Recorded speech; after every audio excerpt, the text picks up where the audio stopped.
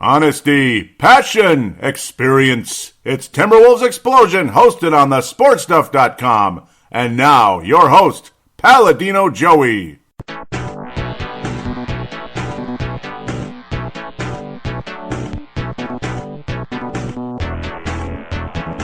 Hello again, Timberwolves fans. Are you ready for the explosion of Timberwolves basketball?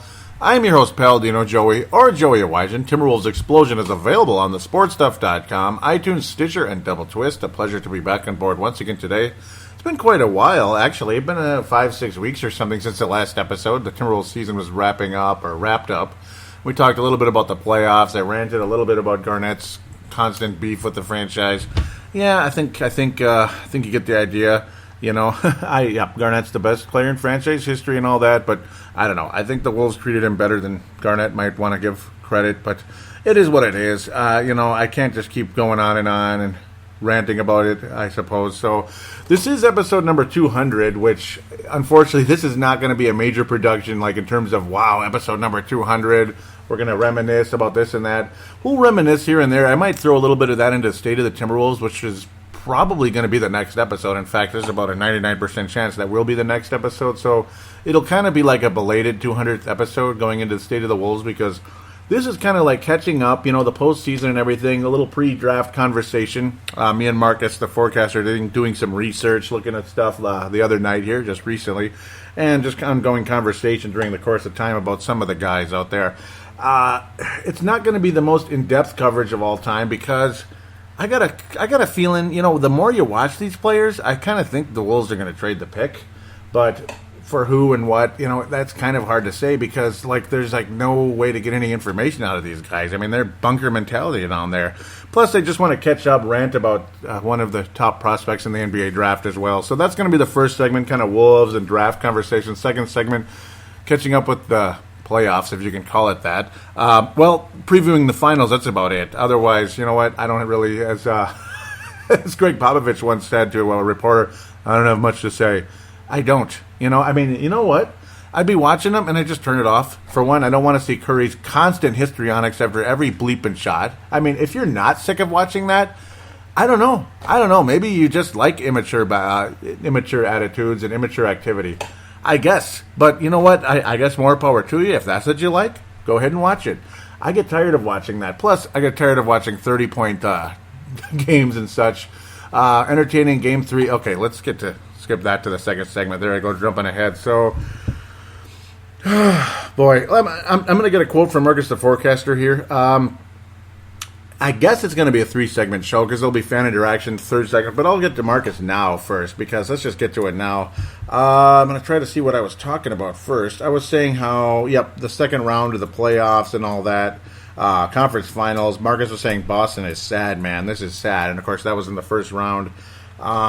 And I was saying both series had completely gone down the toilet. What a joke. Haven't watched hardly any pass. I didn't watch a whole lot of these playoff games because they was just so bad. I was watching it for a little while, and then you lose interest because it's like a 30-point game. Like the Houston and San Antonio series was decent, but then they'd all be blowouts one way or another. And then you see Harden. See, now I'm getting into segment 2 again. But I was ranting on, and Marcus was saying, this is why it needs to be more competitive and why I don't want the Wolves to barely make it into the playoffs. I agree. He says, Wiggins is too funny acting to things that he fails in, like he doesn't care, he's basically saying. Like back to the time when he said that he doesn't do dunk contests because he believed that he should have won but didn't. If we get crushed in the playoffs, what a little motivation he has would disappear. Yep, so that's kind of Marcus's thoughts on Wiggins. He's very concerned about him. He's actually thinking about trading him as well. But one guy I would not trade for, and I'm going to say this right now. Again, I'm trying not to be too crazy, too excited. It's been a while since I've been behind the mic, by the way. So there's always a lot to get off my chest. It is Memorial Day, so that's another reason why I don't, I'm not going to do a big 200 show podcast. It seems like a tradition. I catch up with a show right on Memorial Day, or at least the weekend of Memorial Day. But one guy I don't want to trade for, though, you're going to trade a draft pick or a Levine or something. I was horrified about it at the time a year ago, yet it sounded intriguing. And then you see the same stuff, say, when Andrew Wiggins played Kawhi Leonard, and Kawhi Leonard would beat him 31-11, or this and that. And then later on in the year, Wiggins kind of caught up a little bit, but then obviously Kawhi had the last laugh in that final game between the two teams. But then you see Jimmy Butler, that's the name, who is so established and so good, and he's 26, 27-ish, still got plenty of time left, a lot of tread on the tire, but he's closer to his prime than Andrew Wiggins. And then what do you see when you see when you see Butler versus Kawhi Leonard? You see the same thing. Yeah, exactly. You see Kawhi Leonard beat his opponent, in this case Jimmy Butler, by about 20 plus points. Jimmy Butler relegated to about 13 points or so, and Kawhi 28, 33, whatever it was. I don't have the exact score, but I remember talking about it very vividly back in the season, and that was eye-opening to me. Not only that Kawhi Leonard is, maybe one of the two best players on the planet right now, James Harden this, and Westbrook that. The big box score, Westbrook. Go ahead and rant on me with that one. And you know what? That's fine. I understand if you see Westbrook as the MVP because it's only been done one other time, and it may or may not ever be done again. And James Harden, yeah, similar statistics, kind of triple-double-ish, all that, and it just reflects on how great that Oklahoma team could have been if those guys weren't so stupid and selfish and crybaby, whatever you want to say about Durant in that case. I can't believe that. But, of course, the selfishness of Westbrook and kind of the oh, God, I'm not in the right role attitude from James Harden. Well, is he in the right role now? I guess so. At least statistically he is, but is he ever going to win a championship in Houston? I don't know. I want to come out and be a super heavy hitter and all this and bash the crap out of those guys, but maybe I shouldn't just yet. I don't know. I don't know if I'm ready for all the hate mail, because I could really go on, but at the same time, maybe I'm just going a little too far, so maybe I shouldn't. But seriously, though, I don't think Westbrook's going to win a championship with the Oklahoma City Thunder. See, there I go anyway, and I don't think Houston's going to win a championship with Harden anytime soon. It may happen, but you're going to really need somebody there who is pretty much as good as them, and they're going to have to work together. They're going to have to work together, get the job done, and hopefully the Wolves can continue to head in that direction with the stars that they have. I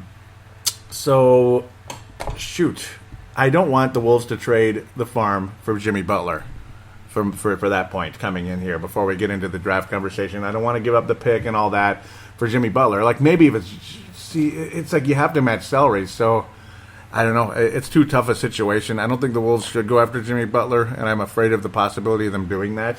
What you'd have to give up, maybe an expiring contract like a Pekovic, but would that even work? I don't know. I'm not too excited about bringing Jimmy Butler, though.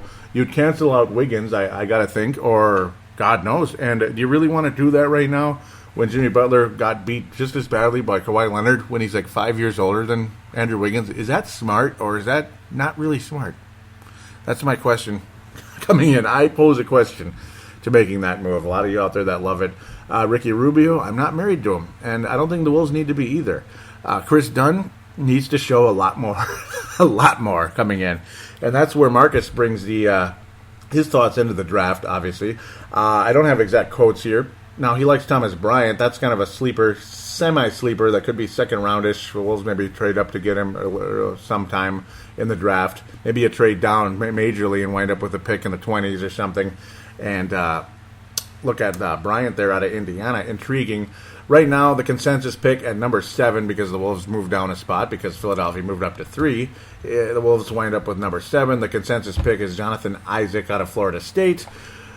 Jonathan Isaac, I love the athleticism and the fact he can block a couple shots. So as great a shot as Lauri Markkanen has out of Arizona, that guy has a shot like you wouldn't believe. I mean, just sex in that release. Just beautiful shot. Forgive the weird terminology there.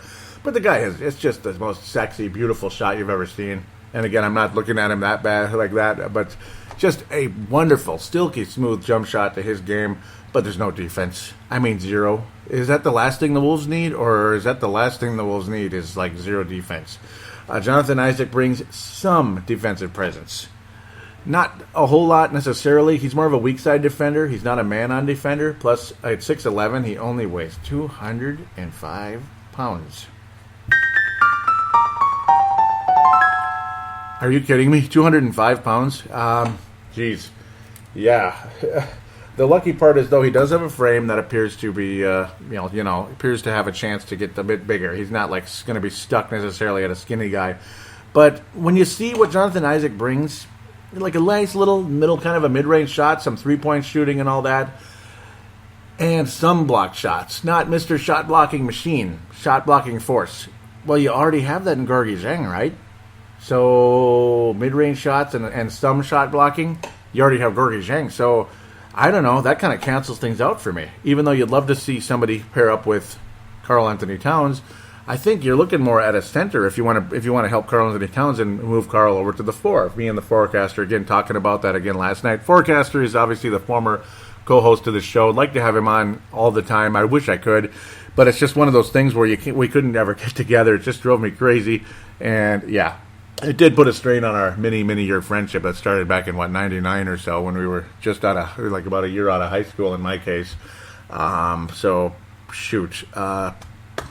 Man, it's kind of tough to get together with him on the right time to do a show. So, he'll be on once in a while. Otherwise, we're relegated to text, maybe some audio submissions here and there. But to me, Jonathan Isaac, when you sit down and watch him for an extended period of time, he's going to play a role in the NBA. Did you hear what I just said? Did you hear that? He's going to play a role in the NBA. A role. So you're not looking at a guy that's going to necessarily change a franchise, or really, you're not necessarily looking for a franchise changer at this point, I understand. But you already have Gorgui Dieng. It's kind of like the same thing, and you just committed $64 million to Gorgui Dieng. So does Jonathan Isaac make a ton of sense at this stage? Maybe. If you're just looking for depth, it doesn't hurt. I get that completely. So it kind of depends on who might be looking to trade for that pick, what type of veteran player. So it kind of depends. But a guy that Marcus the Forecaster, and after watching extensive footage yesterday, unfortunately the weaknesses along with the strengths with Dennis Smith. Thank you, Draft Express, for all that hard work they do. Draft Express, you get a big hand from me. But Dennis Smith out of NC State. This guy is either, if he can kind of sort of get it together, and obviously just about everybody here is a freshman, but if he can develop, he's got the physical strength and the physical skills along with the good passing and everything. If he can kind of pan out in the next couple of years, Dennis Smith might end up being freaking awesome. And according to Draft Express's draft board, Dennis Smith would be available for the Wolves at 7 because he's going to the Knicks at 8. So Dennis Smith, the guy has a little bit of Marbury in him when Marbury had bulked up a bit, and he wasn't afraid at all to draw contact. He was great in traffic and all that, but the three-point shot, not so much. That's the one thing. It's like, it's like the mental part of the game is not the best of Dennis Smith at this stage, but again, he's a freshman, and he reserves the right to develop, kind of understand things a bit more, but that's what you're seeing, kind of weaknesses out of Dennis Smith, and plus the pick and roll defense is horrendous at this point, so that sounds a little bit like Johnny Flynn in that sense. So yeah, let's try not to use that word, right? But I just did. So there is some fears coming in with Dennis Smith. Luckily, we're at a point though. You already have Chris Dunn on the roster, and I'm not sure the Wolves are going to make a move on Chris Dunn and Ricky Rubio. I think wouldn't be surprised if one of the two is gone. Most likely Rubio. Again, as Derrick Rose coming, who knows? But Dennis Smith would be an intriguing pick if the Wolves did go that direction. But with all the tentacles coming into this conversation, I'm guessing the Wolves will not go in that direction, and that Jonathan Isaac is what you'd call the safe pick coming into this draft. So, yeah, that's kind of where I'm heading towards at this point. Jonathan Isaac, the safe pick. He'll probably wind up being the guy because at least he blocks some shots. At least there's some semblance of defense out of the guy. Again, marketing he's going to be a wonderful offensive player coming into the league. And if you're looking for a physical, more physical guy, a little bit more physical, kind of a shot blocking type of guy, but maybe he'll be the next Cole Aldrich. He might end up being a lot better than that, but the possibility does exist that Zach Collins, who is projected to go number 10 to Sacramento, could be also a Cole Aldrich. He does block shots though, so he's a possibility at the pick. Not sure exactly where the Wolves would go with that one. I like Mr. Thomas Bryant out of Indiana. Like, if you want to pick later in the draft, obviously draft way down into the late 20s, something like that. Maybe trade up or trade way, way down. Thomas Bryant right now looked on to be going number 35 in the draft. Of course, that would be early in the second round. And Thomas Bryant could bring that physical presence into the center position. Unfortunately, he's only 6'10". That's the bad part. But he does have a really nice wingspan, 7'6", 241 pounds, and a frame that can definitely be built upon. He does bring some type of physical ability, and I think he would be a help to Karl Anthony Towns. Again, you can move Towns over to the 4, which would then free Karl Anthony Towns, allow him to go out there and get this 15 rebounds, 27 points, and then again shoot some threes. But some threes, not 750,000 threes. Just some of them would be greatly appreciated. Keep it to a reasonable amount, Carl, please. But again, I think the Wolves should head in that direction. I tend to agree with those out there that would like to see Karl at a 4 rather than a 5. But again, he's going to play some 5. And at the same time, too, is partially as he gets older, Karl Anthony Towns, as he becomes 33, 34 in the next, 15 years or so. The next 13, 14 years, copyright Dan Cole. He will be I think he would be a full-time center at that stage. But it'd be nice to have somebody that can pair with him down low. It'd be a little bit on the physical side. I think that'd be a big help for the Wolves going in. Jonathan Motley's one out of Baylor. A lot of people like him quite a bit, actually. Interesting player, too. Very versatile, and Baylor went as far as they did this year. They were a lot of fun to watch, and all the credit in the world to them. I like Jonathan Motley. He brings an extreme athletic ability. I'm smiling saying his name right now. He is only 6'9", though, so we'll see. He brings only, unfortunately at this stage, only about a block a game, but still, there's some value coming in, where Collins blocks about almost 2 a game, so that's where Collins could be a possibility coming in. Thomas Bryant, overall, again, shot blocking about 1.5 per game, and that was in 28 minutes as a freshman for a sophomore for the Indiana Hoosiers, so a little bit more development out of him. That's the good part. You see a little bit, probably fill out a little bit more physically than some of these other freshmen coming in. That'll be a help. Bam Adebayo, also out of Kentucky, center there. Another possibility Wolves could look at. Very physical, 250-pound player. Not necessarily physical, but larger. Gets blocks about 1.5 a game. Those are other guys you can kind of bounce around looking at centers to help out Karl. Unfortunately, none of them are really all that tall. That's the one frustration. Unless you jump into the Euros, which are a complete crapshoot, you don't know what you're going to get. Even Rob, a lot of people like him as well. Conversation, some people have him going to the Lakers later in the draft. But okay, let's get to things here. The Lakers and Celtics will be picking first and second in this draft. The Lakers did not get the number 1 pick. That they did get number 2, and the possibility exists they will be drafting the guy that is trying to dictate his way towards a certain team. That guy is Lonzo Ball. Now, of course, it's more LaVarr Ball than Lonzo Ball, but this is something I want to tell LaVarr Ball at this stage. Stop with the juvenile adolescent tweeting. Stop it! Stop it! And when it's tweeting, it might not always necessarily be Twitter, but just the comments and the tweets we're getting from ESPN from LaVarr Ball over the course of time. Enough already. Would you just stop? And the $500 shoes is a bunch of bull. The quote that pissed me off more than anybody else, though, anybody, it just drove me more than anything else, is that, Michael Jordan didn't have, and again, this is paraphrasing, but Michael Jordan's worth $500 when he came into the league because he ain't Lonzo Ball. What? Are you kidding me? Do you hear that? I mean, did you just hear that? He ain't Lonzo Ball. Michael Jordan ain't Lonzo Ball. It's just, are we living in another planet, another world? I mean, do we have to live in this entitlement society? Have we not had enough of it? Have we not? Wow. LaVarr, shut the hell up, okay? Please shut the hell up. Okay, go ahead, market your style, and then, of course, Mr. Zach LaVine saying, I have no problem with it, basically. Go ahead, market things. Great. I'm sure it's because he's from UCLA. That's a little bit of help, too, I'm sure, but whatever. You know what? This is BS. The entitlement in society today is just sickening. I mean, maybe I should just let it go. But Lonzo Ball, God bless you. I'm sorry your dad is this much of a jackass. Try not to follow in his footsteps too much. Just go out there and play. And if he winds up with the Lakers, Vince Germano, all the best. I hope it works out. Vince Germano of the Courtside Podcast. Of course, Hank McCoy, Vince Germano, Courtside Podcast. Hank McCoy is a Memphis fan. Vince Germano, a Lakers fan. They don't necessarily sit there and wax nostalgic only about their clubs. They're pretty much an NBA show, the Courtside Podcast. Check it out on iTunes. I'll bring it up again later when we get to the Facebook page. But just mentioning that. Good luck to you, though, if Lonzo Ball winds up there, and I'm pretty sure he's going to wind up there at some point. If it's right now or if it's 5 years from now, he's going to wind up there. Otherwise, Markelle Fultz looking like a stud coming into this draft. Just an overall gem, possibly going to the Celtics. Brooklyn.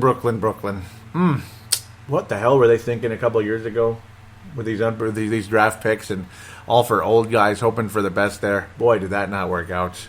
Oh, Brooklyn. Brooklyn. This is a nightmare scenario. Now, it's not Shaquille O'Neal back in 92. It's certainly not Michael Jordan in 84 or anything. 84, that's just a couple of years back. It's not that long ago. But still, that's not Tim Duncan in 97 either. Lord. Brooklyn, how could you screw up this bad? Like, how can you screw up this much, Brooklyn? Oh, Rusty Bennett. The Courts Crossover Podcast, where have you guys been if you're listening? If you're still listening, I hope they're still around. I mean, I know they're still alive and everything, but they didn't record a show all season. Oh, Crossover Podcast, please come back. Please come back, Crossover. Hands folded like Magic Johnson talking to Michael Jordan. Please come back, Crossover. Please. Yeah, that would be nice. But Markelle Fultz going to the Boston Celtics, most likely at number 1. I mean, wow, what a nightmare scenario for the Brooklyn Nets. Jason Tatum going to the Suns, number 4. Again, this is all just hearsay. I mean, this is all just, at this point, it's a mock draft. Things tend to bounce around a bit. Who knows, maybe somebody's in love with Jonathan Isaac. Maybe he'll go to Sacramento. Maybe he'll go to the Magic. At this stage, Malik Monk, very athletic shooting guard who can shoot the 3 a bit, but to me, you already have Zach LaVine. Why would you take Malik Monk? I don't know. I don't think the Wolves are going to be taking Malik Monk. De'Aaron Fox, I don't know. De'Aaron Fox out of Kentucky might be an intriguing one, but he's more than likely going to be going earlier than that, in this case to Sacramento. I don't know. Philadelphia, of course, jumped up to number 3. Right now, they're saying Josh Jackson, at this stage, out of Kansas. The Kansas Jayhawks, who never do anything in the tournament, despite their super high rank. But, Lord, it's going to be interesting and all that. Wolves will make some type of significant trade, maybe package Rubio with the pick. Who knows what's going to happen? Maybe Rubio's going to go to the Bulls. Maybe we do get Jimmy Butler. I don't know. They're going to figure out something. Don't be surprised if the Wolves make some type of trade on draft night. So far, the Wolves have yet to make a trade in the Tom Thibodeau regime. Pretty hard to believe, actually. Tom Thibodeau, Scott Layden regime. So it's going to be interesting to see where things go. Jonathan Isaac, you know what? Like I'm saying, he's going to play a role in this league. I'm okay with it. I'm not overjoyed about it, though. I think, again, he's going to play a role in the league. And there's nothing wrong with taking Jonathan Isaac. I'm not going to boo the pick. I'm not going to poo-poo it. He'll be a nice addition to the team. But, again, it's not necessarily going to propel the Wolves to 55 wins in the next 2 years. But we'll see. Maybe I'm dead wrong. Maybe Jonathan Isaac's value will be shockingly good. There's nothing wrong with depth. We have Gorgie and Isaac kind of like helping each other out. Maybe, you have Jonathan Isaac and them together. Maybe when Towns sits, you have those two together. You know how you get the whole carousel thing going. Sometimes Isaac's in with Towns. Sometimes Gorgie's in with Towns. Sometimes they're playing together, that type of deal. So you'll have a carousel situation there where guys can play together. Gorgie can move over to center, blah, blah, blah, blah, blah. Isaac can play a little small forward as well. And he's got a really nice jump shot, and his athleticism is outstanding. So hopefully Jonathan Isaac can bulk up a bit in the next couple of years. And if the Wolves do stay at the pick and obviously keep the player and everything, it's probably going to be Jonathan Isaac. So get used to it at this stage. But again, with this group. You never really know. Talk was that the Wolves were obsessed with Chris Dunn going into last year's draft, and that's exactly who they took. So Jonathan Isaac, again, more than likely will be the pick if the Wolves stay at number 7 and don't deal it away for a veteran. Again, a Jimmy Butler type. Again, continued conversation about Derrick Rose. It does nothing for me at this stage. Derrick Rose is skittish. Derrick Rose is whiny. Derrick Rose is bitchy. I don't care about Derrick Rose at this stage. He was on his way to being one of the great players in this game, and that ACL injury, pardon my weird slip of the tongue there, was devastating for this game. It was very sad to see that happen. He took way too long to come back, and he's not even close to the same guy. And I don't know what to say about it, honestly. I don't think it was a Teddy Bridgewater type of knee injury, like where Teddy might have more of an excuse to take as long as Derrick Rose did. But we'll just have to wait and see. I'm not anticipating Dennis Smith being the pick. I think the Wolves, Mr. Thibodeau loves Chris Dunn very much. And I believe that the Wolves will be sticking with Chris Dunn. Rubio may maybe be moving on, and we might be bringing in a Derrick Rose or some other veteran point guard. So it just kind of is what it is. If the Wolves bring in Kyle Lowry, I will be beyond excited if the Wolves go in that direction, because I love Kyle Lowry very, very, very much. He is available. The Wolves will be making a significant signing. We'll be talking about that more on State of the Timberwolves at this stage. We'll be reviewing the draft. And I will try to keep it all Wolves in that show. Maybe I'll have a little NBA Finals review, separate episode sometime in there. But let's talk about the NBA Finals in segment number 2. Well, it's Cavs and Warriors again. What are we, in some type of temporal rift?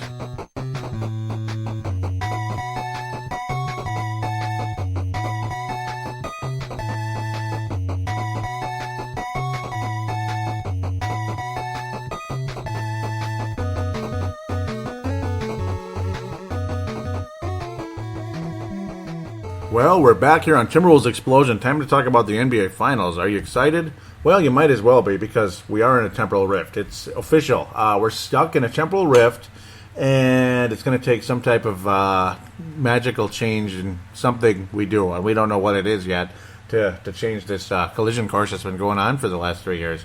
Well, okay, maybe not. Maybe it's kind of fun because, like everything else kind of stunk. Like, it just kind of stunk, didn't it? The Bulls looked like they were going to beat the Boston Celtics in the first round when Rajon Rondo was healthy, and then Rajon Rondo gets hurt, and next thing you know, the Boston Celtics kind of started winning games. It just says a whole lot about the Boston Celtics, doesn't it? Because how inferior, how terrible were the Chicago Bulls in the during the regular season, and then it looked like they're going to sweep the Celtics in the first round. What? That would have been like the first time since the Knicks beat the. I can't even remember, back in 99, and they went all the way to the finals. Of course, they were waiting for the big bully San Antonio Spurs at the end of that trip, and that's always how it goes when you get an underdog finalist in the NBA Finals, like a supreme underdog, barring some type of change. But Houston was kind of an underdog, but they were the defending champion. That's a little different. That's, of course, circa 1995. My NBA knowledge starts in 91. That's right, the spring of 1991. So, yes, I am 37 years old, pushing 40. Those of you out there that are new to the show are just curious, how old is this weird guy that talks too much and thinks he's so smart, right? Okay, I don't know. I think I'm okay. I think my knowledge is decent. Rajon Rondo gets hurt, blah blah blah. Bulls are done. The Celtics roll, and then Jimmy Butler basically at the end in the press conference was just kind of like, it's not a failed season, we made the playoffs. That's another reason I don't want Jimmy Butler. Just you watch the press conference.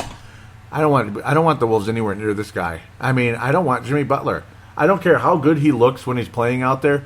I don't want Jimmy Butler. Just the softy milquetoast approach the guy has.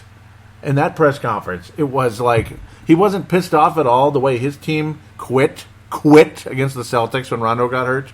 He wasn't mad about it. He's just, it wasn't a failed season. We made the playoffs. You know what? That's what a lot of Minnesotans kind of tend to say sometimes. And I'm not trying to rip Minnesotans. Please, young people out there from Minnesota, don't get mad at me, okay? But I don't like the mediocrity thing, and I know it's been 14 years, But when you have a team like what the Wolves could potentially be, I'm not going to be satisfied with getting to the first round and losing. Maybe the first year I'll say, okay, fine. But after that, you got to raise the expectations in a quick hurry. That's why I've been called a New Yorker, because I got big old expectations all the time. I just want to win, damn it. Milwaukee got beat by Toronto, so I'm just going to do a real quick comb here. Cleveland swept Indiana, and then they ensuing swept Toronto, who, of course, was in the conference finals last year, and put up a decent effort until the final two games when the Cavs just stuck that dagger and twisted it against Toronto last year in the Eastern Conference Finals.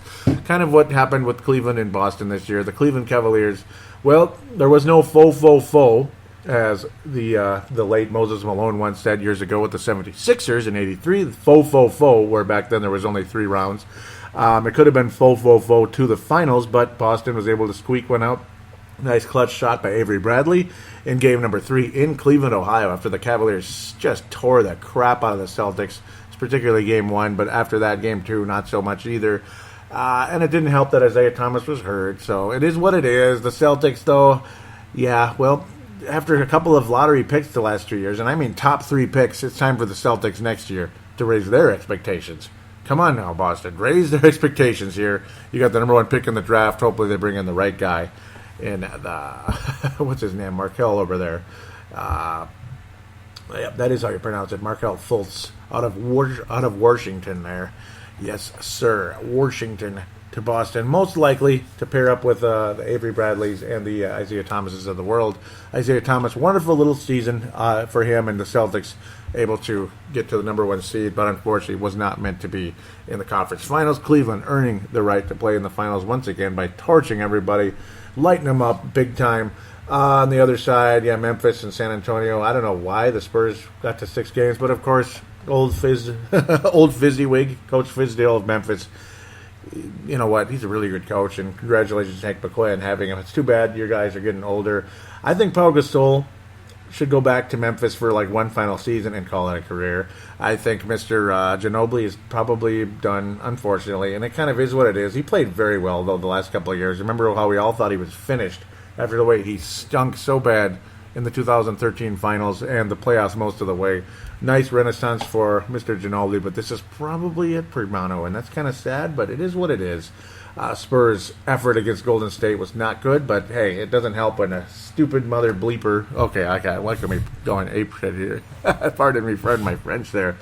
I wasn't even supposed to be talking like that. This is kind of family friendly. Pardon me to those of you out there that from or not the Christian Academy that may not want to hear that. If you're listening, I don't know. But what the heck? Zaza Pachulia. You know, just, I don't know, wrong place, wrong time, intentional. I think a little bit of both. I think he was kind of trying to be physical. I don't think he intended to injure, that type of thing. I don't know, though. It didn't help. I mean, Kawhi Leonard going down the way he did just killed the Warriors, the Spurs' chances, and that helped destroy any hope for any type of fun basketball in the first round here. Or in the first round, or really the whole playoffs. The conference finals were just garbage this year. Houston, San Antonio, yeah, it was kind of close, but then Houston kind of went down the you-know-what. And interesting conversation. Hank McCoy and others, when Hank said that basically that Mr. James Harden just flat, yeah, what was the word? He basically gave the game away, to be honest. He threw it. That's the word. He threw it like a gambler would throw it on purpose, that type of thing. And it kind of looked like it. That was weird. Houston looked awfully good early on in that series, and then down they went. And I mean down. Oklahoma looked like crap against Houston, and just, I don't know, whatever. Keep saying that, what's his name, is the MVP of the league. He's the best player and all that. Well, he's not. It's just the best stats. But at the same time that he's undermanned over there, I get that, but still, he's got some teammates over there. I mean, I don't buy that Oklahoma is complete garbage. I really don't. So, I don't know. It just is what it is. Utah and the Clippers went to 7 games, but whatever. And Utah did win, and the Clippers need to blow it up. And Chris Paul, the Spurs need a point guard. And will it be Kyle Lowry? Will it be Chris Paul? Either one of them would be an awesome addition to the San Antonio Spurs, and this time they need to get it done. They thought they had Mike Conley wrapped up last year, and he took that massive $153 million contract offer from the Memphis Grizzlies, said thank you, and said, I'm a Grizzly for life. And that's about all there is to it for Mike Conley and the Spurs. So now will it be Chris Paul ring chasing again? This time will it be a good ring chase for Chris Paul? Because the last one didn't work out. They never even got to the West Finals once during his time in Clipperland. So yeah, that they need to blow that up. It's over. It's time. I'm sorry. Clippers are done. Done with a capital D. Where's Chris Paul going to go? Well, Timberwolves. Yeah, he might come to the Wolves. 7th pick and I don't know. Wiggins, Zach LaVine, something like that. Okay, I don't know if you want to really do that. It would have to be only one of them, but that's an expensive trade, and that's one that would be interesting. Rubio would have to be included in that, I would think. Yeah, you're not going to have like 3 point guards like that. So the third point guard would have to be kind of a, fringe NBA guy. But that pretty much wraps things up. The Warriors did do the faux, and they're in the finals, blah, blah, blah. Not much else to say. Crappy games in every god-bleeping shot. The son of a biscuit Curry shoots, and it goes in. Every time he shoots it, that is what I'm trying to say, is he's got to do the histrionics. And you know what? You have a championship, and last year you won 73 games, and you did not win the series. And in both NBA Finals, Steph Curry, you were not the best player on your own team, much less in the series. So would you stop with the histrionics? Please. Stop it! Stop it! Stop. Please, Steph. Just stop, okay? Act like you've been there. Grow up. Do we have to be this way? You're almost 30 years old. You've won an MVP. Can you stop with that a little bit? I mean, LeBron James stopped. He was obnoxious in his first day in Cleveland. He was obnoxious in his first year with Miami, and he stopped a bit. Sure, you got the complaining and this and that and the cramps and all that, but stop with it. Go ahead and tell me that's part of the game and part of the show. Is that really that fun to watch, to see a cocky little kid jumping around? When he's not a kid, you're not a kid. You're turning 29 years old this year, dude. Enough. 29? Do you have to act like you're 14 on a playground, beating up on little kids? That's basically what they're doing right now when they're beating these other teams that don't even come close to matching up with them. Could you just cut it out, please? If the other team is taunting you and giving you hell, that might be reason to do a little bit of that, just to say, yeah, well, screw you, take that. But, okay, you get the point, right? You get the point. I think I've made my feelings clear. Did I tell you how I really feel, or was I just too milquetoast for you? With that said, Cleveland is playing wonderful basketball, and they will pose a incredible threat to the Golden State Warriors, who will have home court advantage once again, and they're playing better than anybody else. Cleveland played great until they slacked off a little bit with Boston, but they still finished the job, and they tore the crap out of them, and Kevin Love is playing like he did with the Wolves once again. Kyrie Irving was that archer in the back row that fired that arrow into the into the heart of the Warriors last year in the finals, and then LeBron finished them off, jabbing the Excalibur through the skull of the Golden State Warriors three-headed dragon. That's basically what happened last year in that 7th game. And these are two super teams meeting up at the end again. Now you have Kevin Durant included, and his numbers have been fantastic, and right now he's the most valuable player of the Golden State Warriors, even though Curry's kind of the straw that stirs the broth or the drink or whatever, the straw that stirs the drink. It's going to be a great series. LeBron James, though, if this thing goes to Game 7, the Cleveland Cavaliers will win. If the Cavaliers have a 3-2 lead, they will win the series also. You can kind of tell where I'm going in this one. I think Cleveland is going to win again. I think LeBron James knows how to beat the Warriors. I think he learned how to beat them in 2015. But unfortunately, he was by himself. As long as there's no freak injuries to the Cavaliers' top 3 guys, and they play up to the way they're supposed to play, Kyrie Irving shows up the way he did last year later on in that series after sucking early on. And I mean just sucking early on. Oh, I thought I had a bee on me. Oh, that freaked me out. It is Memorial Day weekend, and I hope if you hear a fan in the background, hopefully it's not too loud. It's getting them kind of warm again, which took a little longer this year. So take that to those of you that think the whole world's getting 9 million degrees. It's not quite that warm yet. I'll leave that conversation to something completely else. But I think the Cleveland Cavaliers are going to win. I think they know how to beat the Golden State Warriors. The Warriors have an addition to the team that they didn't have last year. But here's the thing. Do I have to go into this again? See, now, Kevin Durant kind of choked under the pressure last year just a little bit against the Warriors when they were up 3-1, right? Them being the Oklahoma City Thunder. But what did Kevin Durant do when he was matched up with LeBron in the 2012 finals? That's right, he got beat the hell out of, physically. And what has Kevin Durant done about his physical strength since then? Do you hear that? Are you still waiting? Is there an echo out there or crickets or anything? He hasn't done anything. He hasn't gotten bigger. Sure, he's more experienced. I'm sure he's hungrier than he's ever been. And this is a golden opportunity, literally, and all pun intended, with the Warriors.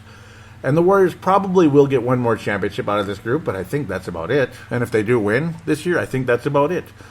Cleveland, this might be it too. Maybe. This might be the last time these two teams face in the finals, and whoever wins this is going to win the best out of three. I'm definitely in the rooting interest of the Cleveland Cavaliers, if you hadn't guessed. I love what LeBron James brings in the postseason. I'm kind of irritated that they kind of sort of goofed around in the regular season. They didn't even win a Eastern Conference that wasn't that great, but boy, oh boy, did they turn it up in the playoffs. I mean, they're like the Chicago Blackhawks of the NBA right now. Not this year's Blackhawks, but a couple of years ago. Cleveland they look great. Golden State is going to pose an incredible threat, and I think this is going to be Cleveland in 7. I think the Warriors or the Cavaliers will win in Oracle again in the 7th game, and it will come down to clutch play. Maybe Kevin Love hits a big 3. Maybe LeBron James, draws a foul at a big time, big place, gets a big steal on somebody, kind of shocks the world. Maybe Kevin Durant steals the ball away from Kevin Durant. And next thing you know, Kyrie hits a 3, or LeBron draws a foul and gets the free throws, that type of thing. But it's going to be something like that. It's going to be very similar to last year in that sense. There will be some ugly games where each team kicks the other one's ass in this series. There's going to be some ugly basketball. Golden State just might go up 2-0 again this year. It's very possible, but I do think Cleveland will steal one of the 2 games in Oracle Arena. I may try to do some short podcasts just updating the finals along the way, because the next time we talk Timberwolves will be State of the Timberwolves, and I want to keep that by at least 90% Timberwolves on the show, because I know I got some flack from the alpha dog over there on the Courtside podcast. His name was Hank McCoy.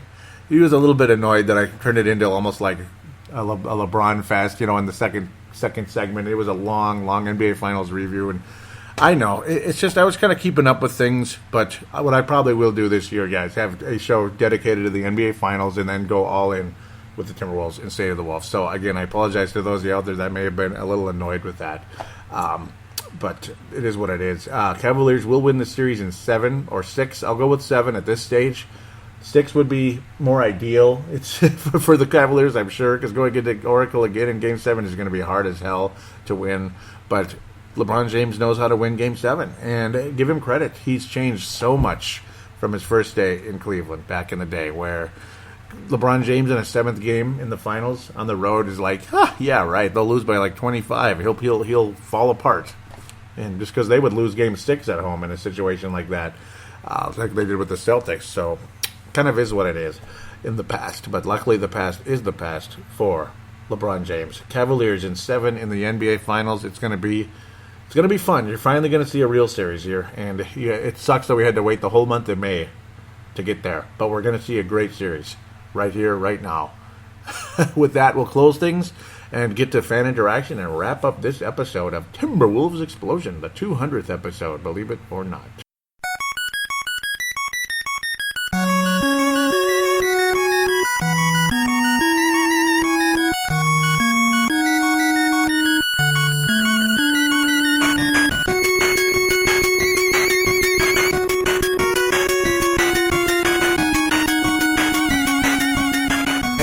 We are back here on Timberwolves Explosion, being quite the patriot indeed, as you know me on Facebook, some of you out there. I want to remember Memorial Day today. I want to remember the many veterans dating all the way back to the Revolutionary War, all the way up to the Civil War, and the other wars along the way. The Civil War, of course, lots of veterans buried here in the Lakewood Cemetery by Lake Calhoun here. 700 Civil War soldiers. I went there yesterday to honor them on Sunday, the day before Memorial Day. So I had to do that. World War II, World War I, of course. Vietnam, Korean War, Iraq 1, Iraq 2, Afghanistan, currently all over the world. I just want to give you guys just a huge thank you. God bless all of you. 200 some years ago, 41 years ago, the 1776, the Revolutionary War, all that. And I just want to thank you all so very much for what you've given to this country for so many generations, so many years. Those of you that fought, those of you that were hurt, those of you that died, want to thank you again so very much. And I will give you a moment of silence right here, right now. God bless the United States of America and its armed forces. Thank you so very much. So we will continue from the Twitter like we do always.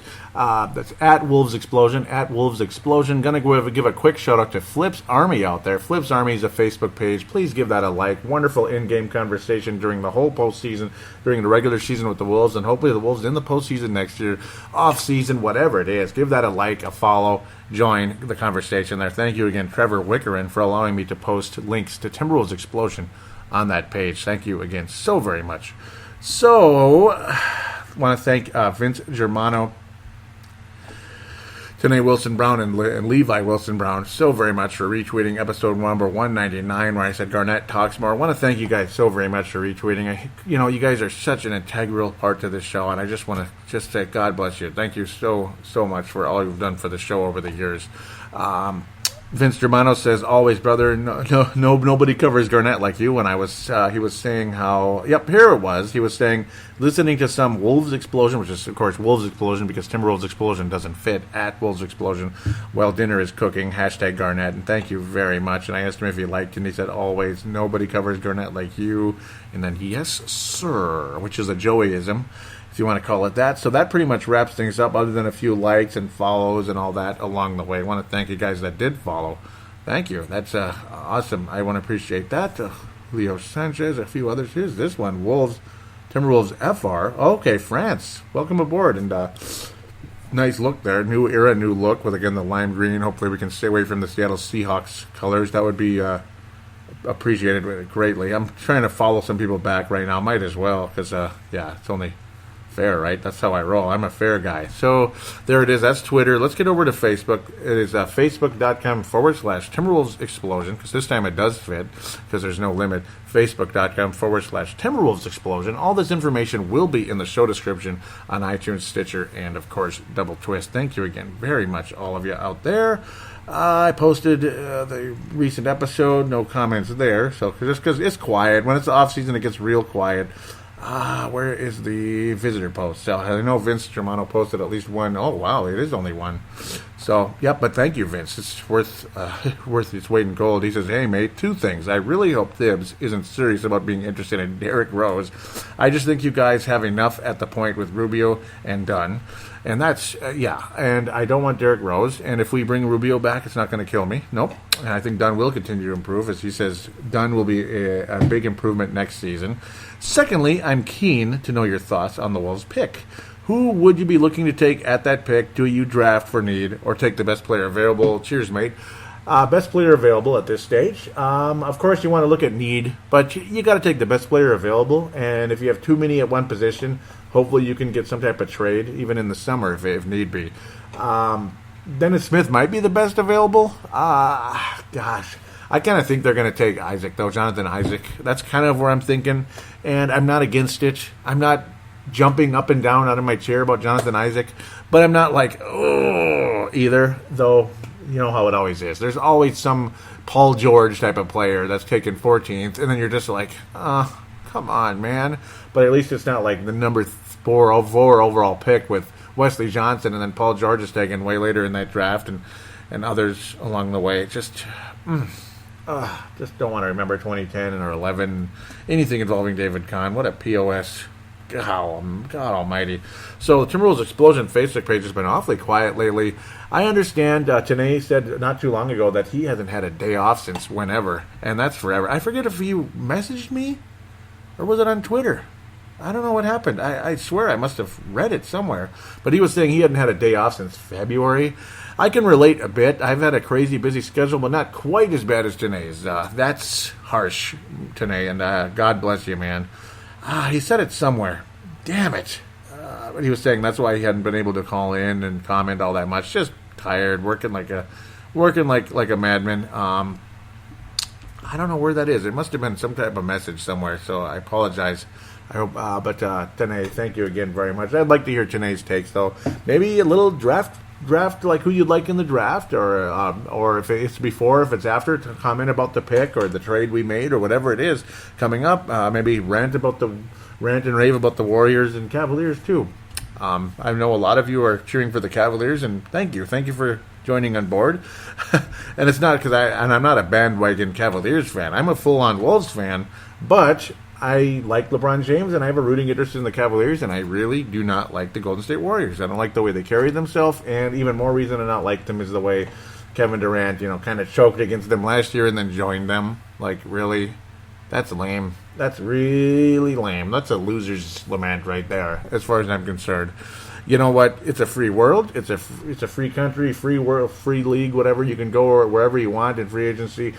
But, I don't know. Just kind of weak. I think that's weak on both sides. The Warriors are kind of weak, too, even though it's like, sure, you want to get the best free agent and everything when you have the money and the cap space to do it. Okay, but I don't know. That's kind of bullcrap. I think it kind of cancels out other players on the team, too. But whatever. It's been going on for years. The Lakers did it years ago with Karl Malone and Gary Payton. What did it get them? That's right. The Heat, it did work out for a little while, even the Celtics. But the Celtics one was kind of a quick put together, some veteran guys. That was a little bit better. But at the same time, this whole super team thing is starting to piss a lot of people off. In fact, it's been pissing people off since the last lockout, at least. So, I don't know. Well, I hope there's no lockout coming up at any time, other than maybe if the players get so crazy. But I don't know. I don't think the owners can cry poor. I understand when Vince said that because of the huge TV contract. But if the playoffs continue in the direction this year, of this season, the ratings are going to drop. And I guarantee you the ratings were pretty bad this postseason. And if they weren't, I'd be very surprised, actually. So the finals will make up for it a bit, I got to think. In fact, they'll be downright fantastic, I got to believe. So with that, I better wrap things up. Happy Memorial Day to those of you out there. Thank you very much. Those of you out there from the United States, you better celebrate it one way or another. But again, be smart, though. Don't be drinking too much. Be smart. Again, it's your business, but don't drink and drive, please. That would be the dumbest thing ever. All other than that, God bless all of you. God bless the United States. God bless the Timberwolves, and go Cleveland in the finals.